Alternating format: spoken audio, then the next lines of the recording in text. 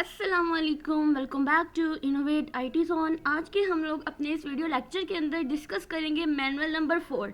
अगर आप manual number 4 को खोल के देखते हैं ना तो आपको बड़ा लंबा चौड़ा सा मैनुअल लगेगा ये, लेकिन हम लोग इसकी सिर्फ बेसिक चीज़ें ही करेंगे। ठीक है, सिर्फ इतनी चीज़ें कि आप लोगों को यहाँ पे इसके टास्क जो है वो इजीली आप क्लियर कर सकें। सबसे पहला टास्क जो है उसमें लिखा हुआ है familiarity with the VI editor. अब इस VI एडिटर की जगह हमारे पास VIM एडिटर जो है वो यूज़ होता है। अब VI एडिटर और VIM एडिटर जो है, अब हम लोग क्या करते हैं कि VI एडिटर की जगह हम लोग VIM एडिटर करते हैं, क्योंकि हमारा यूबंटो जो है ना इस चीज़ को एक्सेप्ट ही नहीं करता। अब सबसे पहले तो मैं आप लोगों को बता दूं कि हमें इसकी वर्किंग कैसे स्टार्ट करनी है, कैसे नहीं। जैसे यहाँ पर देखिए, आप टास्क नंबर 2 में देखिए तो यहाँ पे है compiling and executing a C++ program in VIM। तो VIM के अंदर आप लोगों को C++ का प्रोग्राम जो है ना, ये टास्क दिया है कि उसको आपने एग्जीक्यूट करना है और उसको कंपाइल करना है। ठीक है, टास्क नंबर 3 में उन्होंने आपको कहा है you can convert temperature from degree Celsius two degree Fahrenheit by multiplying by 9/5 and adding 32। यानी यहाँ पर उन्होंने फार्मूला दे दिया है कि आप लोगों ने टेम्परेचर को कन्वर्ट करना है सेल्सियस से डिग्री फॉरेनहाइट के अंदर। कैसे कि इसको मल्टीप्लाई करना है 9/5 के साथ, ठीक है, और ऐड कर देना है इसके अंदर 32। फिर आपने क्या करना है, write a program that allow the user to enter a floating point number.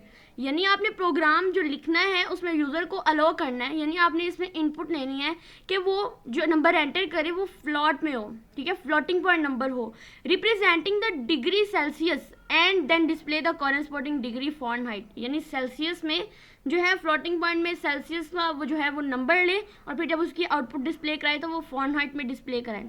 इसी तरह से टास्क नंबर 4 में है write and run a program that simulate a simple calculator. अब यहाँ पे हमने एक सिंपल सा कैलकुलेटर सिमुलेट करना है, उसको बनाना है। It read the 2 integer, 2 integers लेने हैं एंड अ करेक्टर, और एक करेक्टर लेना है। यानी 2 इंट टाइप की डाटा टाइप यूज़ करनी है, एक चार टाइप यूज़ करनी है। If the character is A+, अगर करेक्टर जो है ना प्लस होता है तो सम इज प्रिंटेड, तो जो हमारा सम प्रिंट होगा। अगर माइनस है तो हम क्या करेंगे, यानी आप ये समझ सकते हैं कि इसके अंदर हमारे पास जो है ना हमने सारे अरिथमेटिक ऑपरेशंस परफॉर्म करने हैं, और यहाँ पर हम लोगों ने करेक्टर डाटा टाइप जो है यूज़ करनी है, इनके ऑप्शन को सिलेक्ट करने हैं। यू नो व्हाट, जब भी हम कैलकुलेटर का यूज़ करते हैं, कैलकुलेटर वाले प्रोग्राम करते हैं, तो हम लोग इसमें स्विच स्टेटमेंट्स का यूज़ करते हैं। तो इसमें भी हम लोग यही करने वाले हैं। अगर हम लोग अपने मैनुअल्स में आगे की तरफ बढ़े ना तो आगे की तरफ बहुत ज़्यादा आपके पास थोड़ी कॉम्प्लेक्स टाइप की चीज़ें आएंगी। ठीक है, हमने क्या करना है, हमने वर्किंग करनी है अपने VIM एडिटर के साथ। हमें किन चीज़ों की समझना है, हमें यूबंटो के अंदर रहते हुए VIM एडिटर को इंस्टॉल करना है। ठीक है, कमांड मोड के अंदर रहते हुए। ठीक है, इसके अंदर इनपुट और इंसर्ट मोड जो है ना इसका यूज़ करना है। इसके मैं आप लोगों को यहाँ पे 3 स्टेप्स आपको बता सकती हूँ। सबसे पहले तो आपने अपना VIM एडिटर जो है उसको इंस्टॉल करना है। इंस्टॉल करने के बाद चूँकि वो आप एक ही बार में इंस्टॉल करना पड़ेगा, जब भी आप अपना टर्मिनल ओपन करेंगे VIM एडिटर का, आप लोगों को कोई प्रोग्राम VIM एडिटर के ऊपर आपको करना है तो आपको सिर्फ VIM लिख के आगे से कोई भी फाइल आपने क्रिएट करनी है, फॉर एग्जाम्पल C++ की, तो .cpp एक्सटेंशन के साथ ही सेव होती है। तो आपको क्या करना पड़ेगा कि उसको जाकर, मैं जब आपको ये करवाऊंगी ना तो आप लोगों को ये तभी स्टेप बता दूंगी। ठीक है, अब देखिए टास्क नंबर 1 यही था कि हमें इसके साथ फेमिलियरिटी होनी चाहिए थी, हमें VI एडिटर के साथ। तो अब मैं अगर VI एडिटर यूज़ करती हूँ ना तो अब मेरा VIM एडिटर जो है ना वो ज़्यादा अच्छा है। ठीक है, as compared to the VI की निस्बत। ठीक है, VIM हम यूज़ करेंगे। मैं आपको टास्क नंबर 1 कुछ भी नहीं बताने वाली हूँ, जस्ट मैंने आपको जितना बताना था तो मैंने आप लोगों को बता दिया। ठीक है, बस मैं आपको इतना ही बताऊंगी किस तरह से आपने एंटर होना है, किस तरह से आपने फाइल को सेव करना है, किस तरह से वहाँ से एग्जिस्ट करके उसकी आउटपुट लानी है। इतना कुछ आप याद रखोगे तो आप लोग सारा कुछ भूल ही जाओगे, तो आप लोगों को ये याद करने की ज़रूरत नहीं है। ठीक है, हम अपने टास्क नंबर 2 पे चलते हैं। देखिए, अब पहला टास्क ही इतना लंबा है तो हम दूसरों को तो ना कर पाएंगे, तो हमें सिर्फ उन चीज़ों को ही याद रख लेते हैं जो हमारे काम की हैं। ठीक है, नेक्स्ट चलते हैं और चलते जाए, और टास्क नंबर 2 देखिए, अभी टास्क नंबर 1 इतना लंबा है तो सोचिए टास्क नंबर 2 छोटा ही होगा। ठीक है, compile and execute a program C++ program, ठीक है। आपको एक प्रोग्राम लिखना है C++ का जिसमें आपने हेलो वर्ल्ड जो है ना वो प्रिंट कराना है। जब आपको उसकी कंपाइल एंड रन करना है देन आपको ये यूज़ करना पड़ेगा कंपाइल करने के लिए, और जब आपको रन करना है देन आपको ये करना पड़ेगा, ठीक है, ये करना पड़ेगा। और अदरवाइज जब आपने इसको कंपाइल करने के लिए ये चीज़ें, ठीक है, एग्जीक्यूट करने के लिए, अच्छा ये sudo apt get install G++ ये भी आपको इंस्टॉल करना पड़ेगा। ये हमारा VM एडिटर का जो टर्मिनल है उसका हमारे पास कंपाइलर है, ये भी आपको एक ही बार में इंस्टॉल करना पड़ेगा। उसके बाद जब भी आप प्रोग्राम करना चाहेंगे VIM एडिटर के अंदर तो आप लोगों को सिर्फ ये G++ लिख के जो भी फाइल बनाई होगी वो आपको लिखनी पड़ेगी।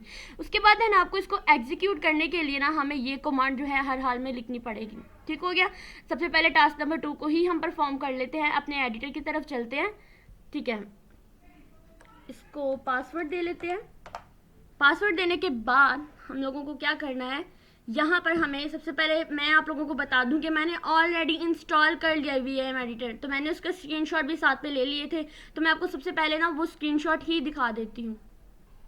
तो यहाँ पर मैंने अपना VIM जो है वो ओपन कर लिया है, ठीक है, जो मैंने स्क्रीनशॉट लिए हुए थे। जैसे ही मैंने VIM को कमांड को रन किया तो उन्होंने मुझे कहा कि ये जो कमांड है ये नॉट फाउंड, लेकिन आप लोग क्या कर सकते हैं, इसको इंस्टॉल कर सकते हैं। तो क्या किया कि मैंने इसका जो पहले वाला ही वेरिएंट था, अब यहाँ पे उसने मुझे नंबर ऑफ वेरिएंट्स दे दिए, लेकिन जो मैंने पहले वाला वेरिएंट था इसको सिंपल यहाँ से इस कमांड को कॉपी किया, यहाँ पेस्ट कर दिया।